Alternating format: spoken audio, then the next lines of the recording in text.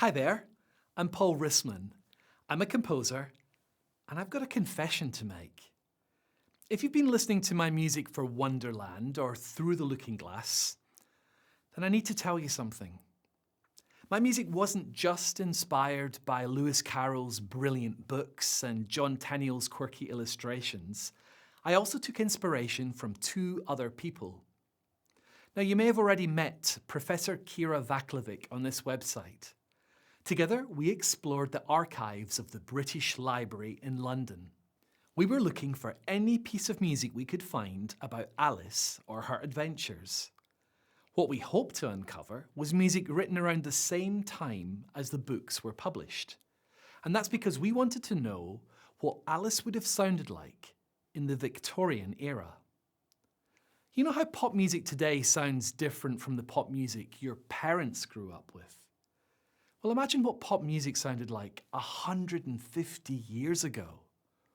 To be honest, I'm not sure I should really call it pop music. But if we use its full name, popular music, then Professor Kira and I were looking for popular music written about Alice from 1865 onwards. And we discovered a piano piece by Arthur Cleveland, and it was simply called Alice.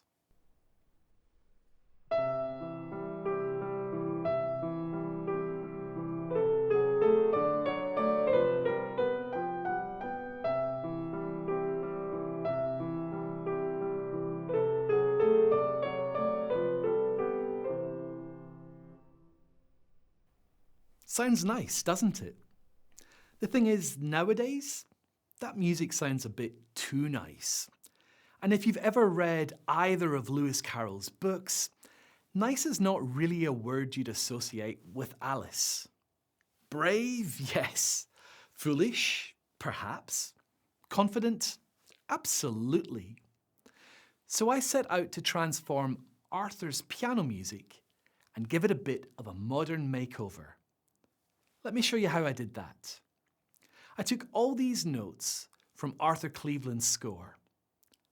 I spaced them out a little, changed some of the rhythms, and used them to create a brand new melody for the beginning of my Wonderland suite. Although they are the very same notes as Arthur used, in my music, they sound a bit different.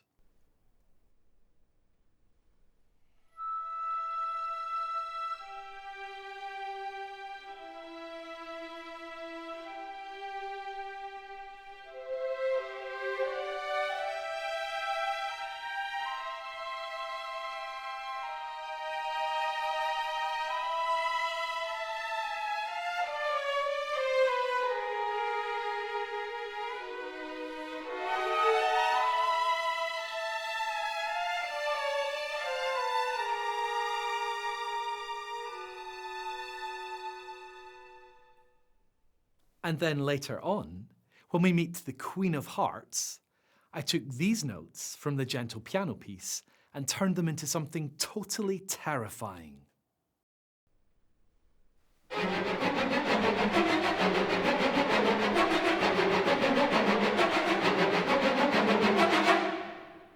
I'm not quite sure what Arthur Cleveland would make of that. His music is certainly not so nice now.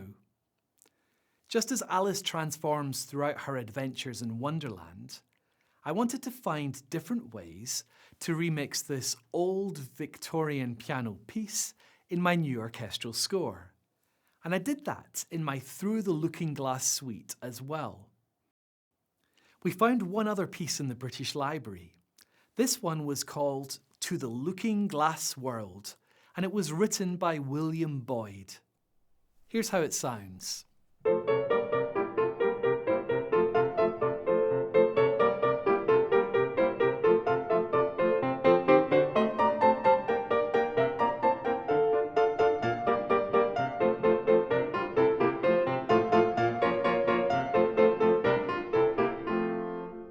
William Boyd wrote this music not just for piano, but also for a singer, and he set words from Lewis Carroll's book. You can hear that song in the 8th movement of my Through the Looking Glass suite.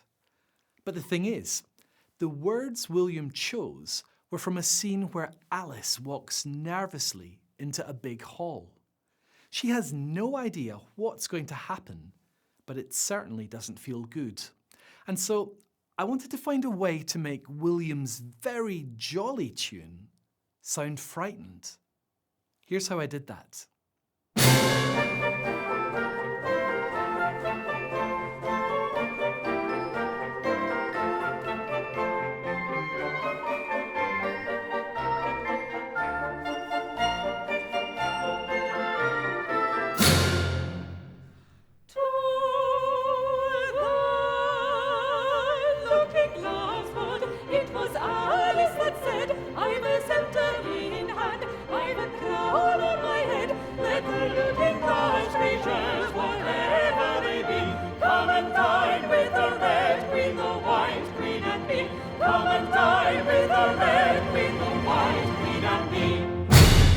I feel so lucky because I had lots of things to inspire my music for Wonderland and Through the Looking Glass.